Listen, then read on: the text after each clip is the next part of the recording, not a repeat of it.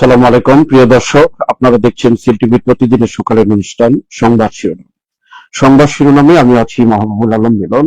সাথে আজকে অতিথি খবর বিশ্লেষণে আছেন অধ্যাপক আব্দুল লতিফ, লেখক ও গবেষক। লতিফ ভাই, আপনাকে স্বাগত জানাচ্ছি। ধন্যবাদ মিলন ভাই। লতিফ ভাই কিন্তু একজন বিশেষ উদ্যোক্তা এবং লেখক বলতে যে ইদানিং কালে আমরা দেখতেছি যে বিভিন্ন বিদেশি বইগুলো অনুবাদ করে ছড়াছড়ি করছে না এখন। লতিফ ভাই, আপনার এই অগ্রযাত্রাকে আমি স্বাগত জানাচ্ছি। ধন্যবাদ। প্রিয় দর্শক, প্রতিদিনের ন্যায় আজকে আমাদের তিনটি পত্রিকার জাতীয় স্টুডিওতে খোলা কাগজ, বাংলাদেশ মিডিয়া ও স্থানীয় দৈনিক সিলেট, শ্যামল সিলেট, এই তিনটি পত্রিকারই আমি শিরোনাম পড়ব এবং অতিথির কাছ থেকে বিশ্লেষণ শুনবো। যথারীতি আজকেও মূল পরিকল্পনায় আছেন শেখ নুরুল ইসলাম। আর যার সৌজন্য অনুষ্ঠানটি আজকে সম্প্রচারিত হচ্ছে Ali books and variety store, Bashikpur Madhyabazar, Lakshmipur, এর সৌজন্যে হচ্ছে অনুষ্ঠানটি। তাদেরকে কৃতজ্ঞতা জানিয়ে অনুষ্ঠান শুরু করছি। প্রথমে নিচ্ছি খোলা কাগজ পড়ার আগে আজকে 3 তারিখটি জানিয়ে দিয়ে শুরু করব পত্রিকা পড়া। আজ বৃহস্পতিবার 16 এপ্রিল 2026, 3 বৈশাখ 1433, 27 শাওয়াল 1447 হিজরি। প্রথমেই নেতিবাচক খবর দিয়ে কিন্তু শুরু করতে হচ্ছে, পত্রিকায় যেহেতু আসছে। নৃশংস কিশোর গ্যাং, হুমকিতে নিরাপত্তা। 3 লাখ সরকারি কর্মচারী নিয়োগ দেওয়া হবে, প্রধানমন্ত্রী। 5 লাখ, 5 লাখ। মুক্তিবার্তা, ভারতীয় তালিকা থেকে 6,500 মুক্তিযোদ্ধার নাম বাতিল।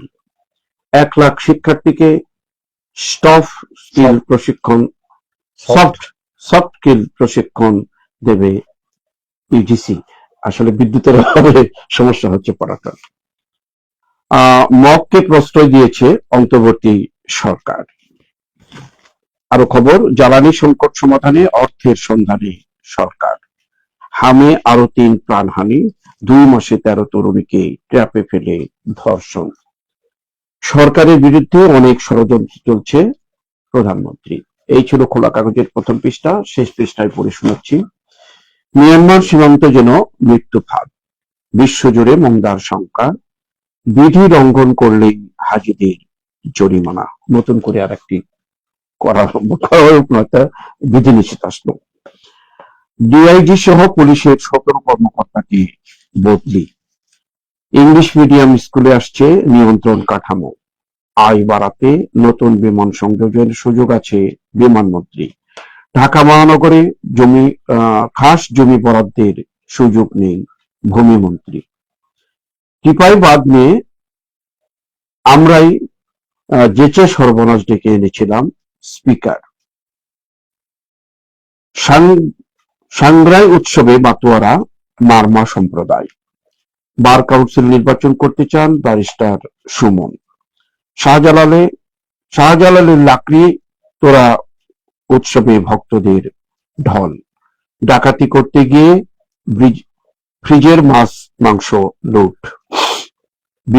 বিচারের দাবিতে প্রশাসন ভবনে তালা, ইবি শিক্ষিকা হত্যার। এই ছিল মোটামুটি 5 মিশালি খবর। প্রতি ভাই, নৃশংস কিশোর গ্যাং আমাদের যে বিষয়টা হচ্ছে, যেহেতু কিশোররা বিচারের ঊর্ধ্বে অনেকটা, আইন সরাসরি কৃষকের উপর কাজ করে না, কারণ কিশোরদের শাস্তি দেওয়া যায় না, তাদের সংশোধনে নিতে হয়। সেজন্য কিশোরদের ব্যবহার করাটা স্বাভাবিক।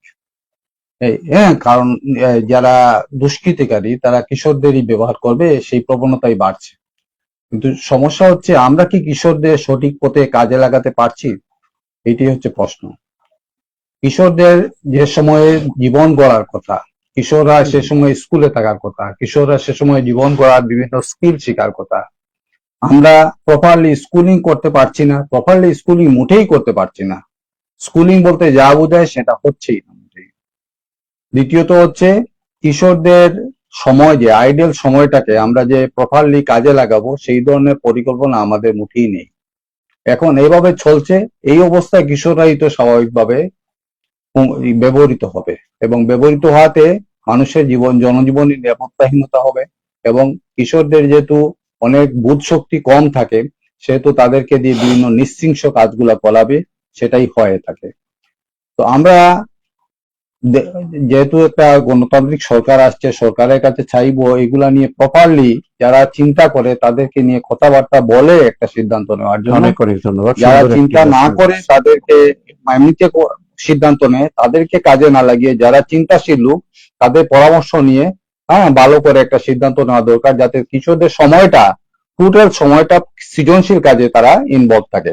নজরুলের সৃষ্টি সুখের উল্লাসে মোর চোখ হাসে মোর বুক হাসে, কিশোররা যাতে সৃষ্টি সুখের উল্লাসে থাকে। সেটাই হোক। দ্বিতীয় নিউজ দেখেন, 5 লাখ সরকারি কর্মচারী নিয়োগ দেওয়া হবে। এইটা চরম নেগেটিভ একটা নিউজ। কারণ হচ্ছে সরকারি কর্মচারী মানেই অদক্ষতা। সরকারি কর্মচারীদের আমি বলি এটা হচ্ছে পুনর্বাসন কেন্দ্র। কারণ আপনি সরকারি কর্মচারীদের যদি প্রোডাক্টিভিটি হিসাব করেন, মানে সরকারি কর্মচারীদের পিছনে আপনি যা দিচ্ছেন এবং তাদের কাছ থেকে যা নিচ্ছেন, এই হিসাবটা যদি করেন, আমার মনে হয় না 5% সরকারি কর্মচারী টিকবে। এরপরে দেখেন, এই যে রাজনৈতিক সরকার আসার পরে প্রত্যেকটা সরকারেরই সংগঠন থাকে। যেমন বিদ্যুৎ, বিদ্যুতে আছে বিদ্যুৎ শ্রমিক সংগঠন, প্রত্যেকটা দলেরই। তো যারা এই সংগঠন অধিভুক্ত নেতা যারা, তারা তো অফিসে কাজ করবেই না, নেতার সমর্থক যারা তারাও কাজ করবে না, এবং স্লোগানদারী নেতাদের সংখ্যা, সমর্থকদের সংখ্যা প্রতিনিয়ত বাড়ে। আলটিমেটলি যেটা হয়, বিদ্যুৎ ছাড়া আমরা চলবো। এভাবে প্রত্যেকটা সেক্টরই এরকম হয়। আমি ইন্ডিয়ায় একবার বললাম যে ট্রামে কারা চলে, তো একজন ইন্ডিয়ান লোক বললো ট্রামে হচ্ছে ফাঁকিবাজরা চলে। ফাঁকিবাজ কারা? সরকারি কর্মচারী। টাকা দেয় না। টাকা দেয় না। দ্বিতীয়ত হচ্ছে দেরিতে অফিসে যাওয়া। ওই যে নচিকেতার গান আছে, আমি সরকারি কর্মচারী, 3টায় মানে বের হয়ে যাই আর 12টায় আসি, সেরকম ঘটনা আর কি। তো এফিসিয়েন্সি বৃদ্ধি করার জন্য দরকার হচ্ছে, সারা দুনিয়ায় যেটা হয় সেটা হচ্ছে স্মল গভর্নমেন্ট চলবে প্রাইভেটলি, প্রাইভেট উদ্যোক্তা নিজের প্রয়োজনে মানুষকে কাজে লাগাবে, সরকার এভাবে চলবে। সরকারি বিভিন্ন প্রতিষ্ঠান প্রাইভেট মালিকানায় থাকবে, প্রাইভেট মালিকানায় এবং সরকারি সুপারভিশন থাকবে।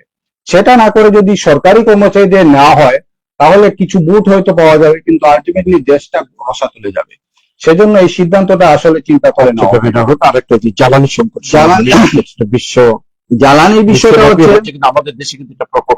আমাদের তো বিদ্যুৎ ছাড়াই আমরা চলছি। গতকাল এই মুহূর্তে আমরা এখনো বিদ্যুৎ নাই, এভাবে চলছে। অথচ দেখেন, অন্তর্বর্তীকালীন সরকারের সময় বিদ্যুতের সমস্যা হয় নাই, এই বিদ্যুৎ দিয়ে চলছে। আর যে ইরান ইস্যু তোলা হয়, ইরান ইস্যুর জন্য জ্বালানি সংকটটা কোথায় হলো? কারণ আমাদের তো জাহাজ একটাও আটকায় নাই। ইরান সরকার ঘোষণা দিয়েছে বাংলাদেশে কোনো জাহাজ আটকানো হবে না, হয়ও নাই। তাহলে সংকটটা কোথায় আসলো? এই ম্যানেজমেন্টটা আমাদের চিন্তা করতে হবে। আমরা এর আগেও সরকার নিজেও বলছে, পার্লামেন্টে বলছে সংকট নাই, তাহলে এই সমস্যাটা কেন? আমি আজকে সকালে 3টা পেট্রোল পাম্পে গেছি, পেট্রোল নাই, মোটরসাইকেলে তেল নিতে পারছি না। এই যে সমস্যাটা তৈরি হলো, বিদ্যুৎ নাই, নাই, বুঝেই যাচ্ছে জ্বালানি ম্যানেজমেন্টের সমস্যা। এবং যারা দেখেন ম্যানেজমেন্টে যারা ফেইলার, যেমন 2001 থেকে 2006 পর্যন্ত যিনি জ্বালানির দায়িত্বে ছিলেন, তিনি আবার জ্বালানি মন্ত্রী। যখন অন্ধকারে ছিল দেশ, তাকেই আবার জ্বালানি মন্ত্রী করা হয়েছে। এইগুলা ইভ্যালুয়েট করা দরকার। মাননীয় প্রধানমন্ত্রী মহোদয়ের এইগুলা ইভ্যালুয়েট করা দরকার। স্বীকার করলে হয় যে সমস্যা চলছে, জ্বালানির সংকট নাই বলছে, অন্যদিকে তার সমাধান স্বীকার করলে তো হবে না। যেহেতু যে জ্বালানি সংকটটা প্রকটে ছিল মিলন ভাই, ওই যে বা আগে স্বৈরাচার সরকারের সময় প্রকটে ছিল, কিন্তু তত্ত্বাবধায়ক সরকার এসেই জ্বালানি সমস্যা সলভ করে ফেলছে। সে তো আসমান থেকে জ্বালানি আনে নাই, শুধু ভালো ম্যানেজমেন্টই দরকার। এই যে বললাম যে যখন শ্রমিক সংগঠন যারা আছে, যারা বিদ্যুৎ মন্ত্রণালয়ের বিদ্যুতের বিভিন্ন অফিসে যারা শ্রমিক সংগঠন আছে, এরা তো কাজ করছে না। কাজ না করাতেই মিসম্যানেজমেন্টটা তৈরি হচ্ছে। এইগুলা বন্ধ করা দরকার। প্রত্যেকটা দলের সংগঠন যেগুলো আছে, বিভিন্ন প্রতিষ্ঠানে কাজ করছে, সেগুলা ব্যান্ড করা দরকার, এবং এইসব সংগঠনের দিকে একটা খবরের বিশ্লেষণ করে একটু জি বিশ্বজুড়ে মন্দার সংখ্যা সংখ্যায় থাকবেই সবসময়, যেহেতু বিশ্ব একটা যুদ্ধ ভাব, মন্দার সংখ্যা থাকবেই। কিন্তু ভালো ম্যানেজমেন্ট হলে মন্দার সমস্যাকে ডাইভার্সিফাই করে মন্দা যাতে না হয় সেই ব্যবস্থাই করবে। আমরা আশা করবো আমাদের সরকার আরেকটি মিয়ানমার সম্পর্কে একটু, মিয়ানমার সীমান্ত যেন মিথ্যাবাদ, এই সমস্যাটা তো মারাত্মক। এগুলো হচ্ছে আন্তর্জাতিক সমস্যা, এবং আন্তর্জাতিক সমস্যা এইগুলো সমাধান করার জন্য অবশ্যই ব্যবস্থা করা উচিত। এগুলো আমাদের ইয়ে বা আমাদের আর্মি আছে, আমাদের সীমান্তরক্ষী বাহিনী আছে, এদেরকে নিয়ে এবং আন্তর্জাতিক পর্যায়ে এগুলো কথাবার্তা বলে সমস্যাটা কোথায়, মৃত্যুপাত কেন হবে, এটা সমাধান করা উচিত। মৃত্যুপাত থেকে আমরা উদ্ধার হই, এই প্রত্যাশা রেখে আমরা এই পত্রিকা শেষ করছি। প্রিয় দর্শক, হাতে দিচ্ছি বাংলাদেশ মিডিয়া। বাংলাদেশ মিডিয়ায় প্রথম যে খবরটি পড়ে শোনাচ্ছি, লাল কালিয়ে লেখা, যুদ্ধ নিয়ে ট্রাম্পের এক এক কথায় বিভক্ত মার্কিনীরা। খোশ মার্কিনীরাই বিভক্ত, কিন্তু নিজেরাই সর্বনাশ ডেকে এনেছিলাম, টিপাই মুখ বার্তার সঙ্গে জাতিসংঘ স্পিকার বলেছেন। ট্রাম্পের অবরোধ ভাঙতে হরমুজে নামছে চীনের ভয়ঙ্কর নৌবহর। টাইমার 100 প্রভাবশালী ব্যক্তিদের তালিকায় তারেক রহমান। আর একটি নতুন খবর শোনা গেল, জ্বালানি চাহিদা মেটাতে উন্নয়ন অংশীদারিত্বের কাছে $200 কোটি সহায়তা চাইলেন প্রধানমন্ত্রী। হাসিনা খারাপ কিন্তু তার নীতি ভালো, বক্তব্যে আসলে কি বোঝাতে চেয়েছেন জামাত আমির? প্রশ্নবোধক। আগামী 2 মাসেও জ্বালানি তেলের সমস্যা হবে না। আর একটি খবর, ভয়াবহ খবর এটা আবার। 2024 সালের আগস্ট থেকে 481 অমুক্তিযোদ্ধার স্বীকৃতি বাতিল। সংবিধানের সাংবাদিকদের মর্যাদা ও বেতন কাঠামো নিশ্চিতে কাজ করছে সরকার। এপ্রিলে ভারত থেকে আসছে 25,000 টন ডিজেল। দেশে অভাব নেই, আবার ভারত থেকে আসছে আবার। আরো খবর শেষ পৃষ্ঠায়, 1,28,00,000 তো নিছেন আপনারা সবাই, সেই অডিওতে ফেসে গেছেন পুলিশ কর্মকর্তা। বেরিয়ে আসছে অনেক কিছু তথ্য। শিক্ষার্থীদের কাছ থেকে বিপুল অঙ্কের কি নিচ্ছে ইংলিশ মিডিয়াম স্কুল? বিপুল অঙ্কের ফি নিচ্ছে ইংলিশ মিডিয়াম স্কুল শিক্ষার্থী। আসলে লাইটের কারণে পড়তে অসুবিধা হচ্ছে। কুষ্টিয়ায় পীরকে হত্যা মামলায় আসামি শিবির জামাত কর্মী 4 দিনের গ্রেপ্তার। 4 দিনেও নেই গ্রেপ্তার। গণমাধ্যমের উচিত নেতিবাচক সংবাদের পাশাপাশি ইতিবাচক গুলো তুলে ধরা। জামালপুর কারাগারে আওয়ামী লীগ নেতার মৃত্যু। এনসিপির সমর্থনে চট্টগ্রাম সিটিতে নির্বাচন করতে চান মঞ্জু। একবার মেয়র ছিলেন কিন্তু মঞ্জু। ঢাকার সিরিয়াল ধর্ষক রাব্বির বিষয়ে চাঞ্চল্যকর তথ্য দিল পুলিশ। সেন্ট মার্টিনের উপর নিষেধাজ্ঞা দেয়া ইউনুস রিজওয়ানা মানব সভ্যতার শত্রু। ঢাকা রাবের পাতানো নির্বাচনে অংশ নিবে না জামাত প্যানেল শিশির মুনির। ঢাকা বাড়ির নির্বাচনের কথা বলা হচ্ছে আর কি। আসলে আমি খুব কষ্টের মধ্যে পড়তে হচ্ছে, চোখেরও সমস্যা, এদিকে হচ্ছে বিদ্যুতের সমস্যা নিয়ে, আরো সমস্যা নিয়ে আসছে। আপনি যুদ্ধ নিয়ে ট্রাম্পের একেবারে আন্তর্জাতিক খবরটা দিয়ে এটা তো মানে সারা বিশ্বের মধ্যে মশহুর যে ট্রাম্পের এক বছর কোন এক কথা এক এক সময়, কখনো ট্রাম্পকে শেষ করে দিচ্ছি, কখনো না সমাধান হচ্ছে, কখনো এই কখনো সেই, এইগুলো চলছে। এবং আমেরিকার ইতিহাসে আসলে 250 বছরের ইতিহাস আমেরিকার। এই 250 বছরের মধ্যে 237 বছরের যুদ্ধে ছিল আমেরিকা। এবং আমেরিকা এমন একটা দেশ যারা পারমাণবিক বোমা ফেলেছে, 2টা জায়গায় পারমাণবিক বোমা ফেলেছে। আর কেউ পারমাণবিক বোমা ফেলে নাই, প্রত্যেকেরই পারমাণবিক বোমা আছে, কিন্তু কেউ ফেলে নাই, আমেরিকাই ফেলেছে। এবং প্রত্যেকটা যুদ্ধের ক্ষেত্রে দেখবেন একটা বয়ান তৈরি করে, মিথ্যা বয়ান তৈরি করে। ভিয়েতনামের যুদ্ধের সময় তাদের সেকেন্ড নৌবহর আক্রান্ত হয়েছে, মিথ্যা বয়ান। কুয়েতে যুদ্ধের সময় যে একটা মেয়ে দিয়ে আপনার বয়ান যে বাচ্চারা ইনকিউবেটর থেকে বা বাচ্চাদের বের করে নিচ্ছে ইরাকি সৈন্যরা। আবার সাদ্দাম হোসেনকে ধ্বংস করার জন্য সাদ্দাম হোসেন কাক ভর্তি জীবাণু অস্ত্র নিয়ে বেড়াচ্ছে, এরকম বয়ান। এরকম বিভ্রান্তির মানে জন্মদাতা হচ্ছে আমেরিকা। তারা এটাকে স্কিল মনে করে, কিন্তু সারা বিশ্বের মানুষ এরকম না। এবং এই যে আমাদের দেশে একটা জেনজি আন্দোলন হলো, এই জেনজি আন্দোলন প্রমাণ করে দিল যে মানব অস্ত্র সবচেয়ে বড় অস্ত্র। সারা বিশ্বের মানুষ যদি এইসব বিষয়ে খেপে উঠে, তাহলে এই যুদ্ধ খেলাটা বন্ধ হবে আর মানব সভ্যতাটা এগিয়ে যাবে। আসলে মানব সভ্যতা আগাচ্ছে না, হ্যাঁ, এইসব লোকের জন্য মানসিকতা একটু খবর আছে এখানে, আপনার কথার সাথে সুর মিলে এই খবরটি এসছে। ট্রাম্পের অবরোধ ভাঙতে হরমুজে নামছে চীনের ভয়ঙ্কর নৌবহর। চীন কিন্তু অগ্রসর হচ্ছে ভয়ঙ্কর নৌবহর নিয়ে। হ্যাঁ হ্যাঁ, এটা আসলে যুদ্ধের ইয়ে, আর যুদ্ধ দিয়ে যুদ্ধ বন্ধ করা। কিন্তু আমি যেটা বলছিলাম সেটা হচ্ছে মানব অস্ত্র বের হওয়া দরকার। প্রত্যেকটা দেশে মানব অস্ত্র যদি বের হয়, জেনজিরা যেরকম করেছে বাংলাদেশে, এই আন্দোলনটা সারা বিশ্বে ছড়িয়ে পড়লে এই জিনিসগুলো বন্ধ হবে, এর আগে বন্ধ হবে না। তো আমরা আশা করবো আমরা এগুলো শেষ বন্ধ পৃষ্ঠা হবে। একটা খবর দিয়ে শেষ করবো, যেহেতু শেষ সময় পৃষ্ঠার স্বল্পতা। খবরের মধ্যে আপনার আহ, এই যে আহ, এই যে পুলিশের যে বক্তব্যটা, এটা কিভাবে এই যে দেওয়া নেওয়া, এগুলো তো চলছেই, এই দেওয়া নেওয়ার খেলাই চলছে। আমাদের যে প্রশাসন, আমাদের যে সরকারি কর্মচারী, এদের মধ্যে এরা মনে করে দেশ তাদের সম্পত্তি, এবং এই দেওয়া নেওয়া রাজনীতিবিদ, হ্যাঁ দেওয়া নেওয়া চলছে। এই দেওয়া নেওয়াটা বন্ধ হওয়া দরকার। বন্ধ, আসলে আন্দোলনটা হলো, কিন্তু আন্দোলনের ফুল রেজাল্ট। শিক্ষামন্ত্রী এই খবরটা নিয়ে কিছু বলার? শিক্ষামন্ত্রী যে বিষয়টা বলেছেন, সে ইংলিশ মিডিয়াম স্কুল নিচ্ছে বেশি পয়সা, বেশি পয়সা যারা নিচ্ছে তারা ভালো সার্ভিস দিচ্ছে।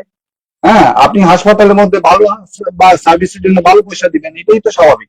স্কুলের যে মূল সমস্যাটা, এইটা দেখা দরকার।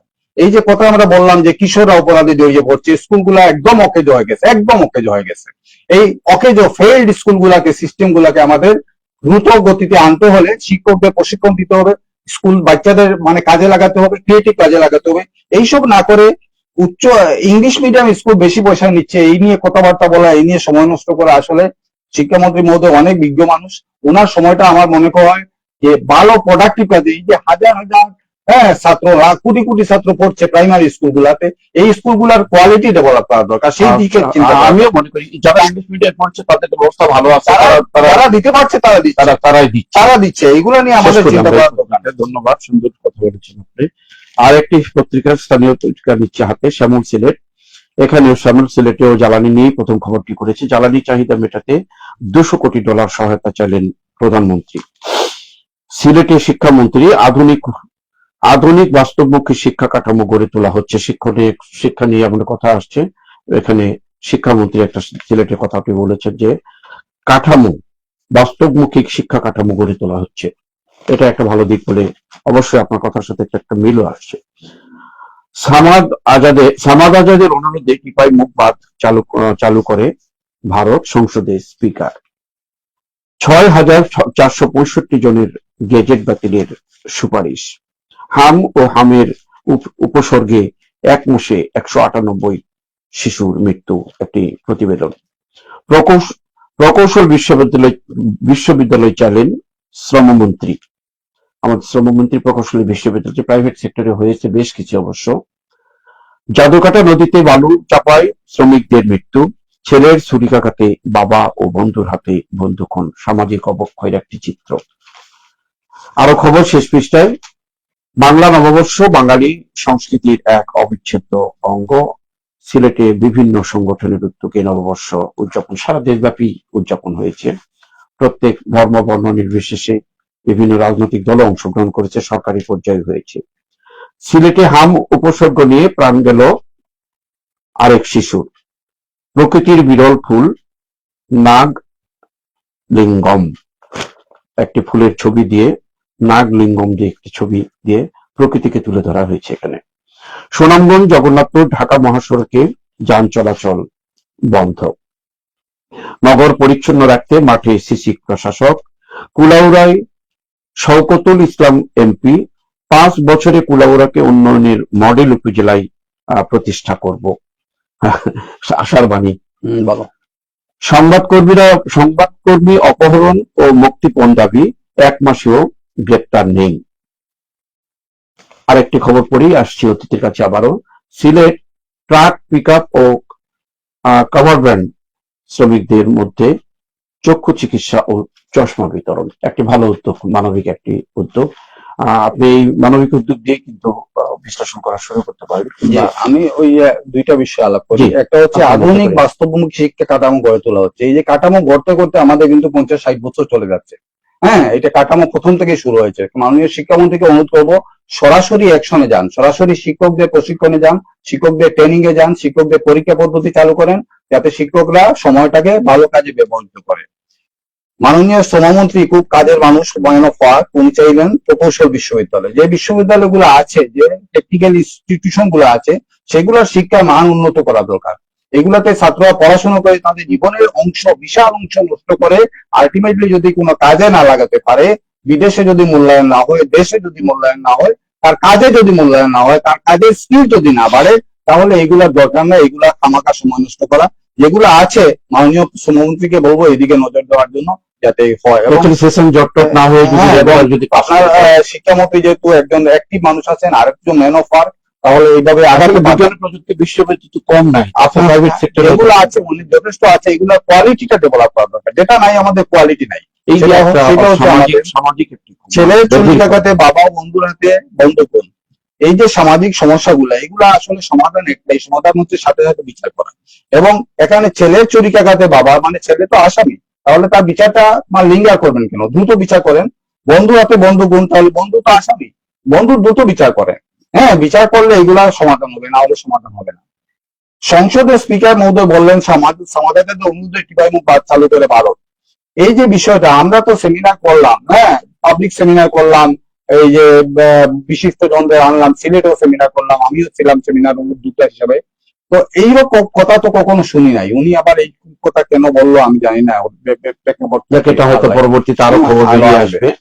আমি আপনাকে প্রথমে বলেছিলাম যে খবরটার জন্য পিক আপ ব্যান্ডের মধ্যে চক্ষু চিকিৎসা, এটা চমৎকার একটা জিনিস, চমৎকার একটা জিনিস। মানবতার সেবায় কাজ করা দরকার। এবং খবর আছে, যারা আপনার বিভিন্ন হসপিটাল চালাচ্ছেন, প্রচুর কামাই করছেন, সুতরাং একটা সিএসআর, সোশ্যাল রেসপন্সিবিলিটি যেটা আছে, সেটার দায়িত্ব পালন করা দরকার। সিএসআর এর দায়িত্ব সবারই, সব প্রত্যেকটা প্রতিষ্ঠানে পালন করা দরকার। আমাদের পরশুদিন হয়ে গেল বাংলা নববর্ষ। বাংলা নববর্ষের একটি বড় করে বাঙালি সংস্কৃতির এক অবিচ্ছেদ্য অংশ সঠিকভাবে পালন করা উচিত।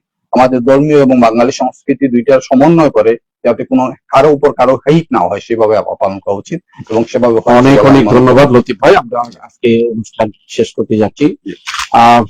প্রিয় দর্শক, আপনারা আগেও জেনেছেন, দুইবার আমি বলেছি, আজকে বিদ্যুৎ নাই। এই অন্ধকারের মধ্যেই আবছা অন্ধকার দিয়ে আমরা খবর পরিবেশন করলাম আর কি। আমরা আশা করব আগামীতে এই গতকালকে কিন্তু বিদ্যুতের এই লোকচুরি ছিল, আল্লাহ আমাদেরকে উদ্ধার করতো এবং সরকারি ভাবে দ্রুত গতিতে এই লোনের মেরামতের মাধ্যমে আবার চালিকা জীবনের চালিকা শক্তি ফিরে আনতে আশা ব্যক্ত করি আজকের অনুষ্ঠান আমরা এখানে শেষ করছি। শেষ করার আগে আবারও বশিকপুরের সেই Ali books and centre, Ali books and variety স্টোরকে কৃতজ্ঞতা জানিয়ে শেষ করবো আজকের অনুষ্ঠান। কালকে আবার দেখা হবে ইনশাল্লাহ।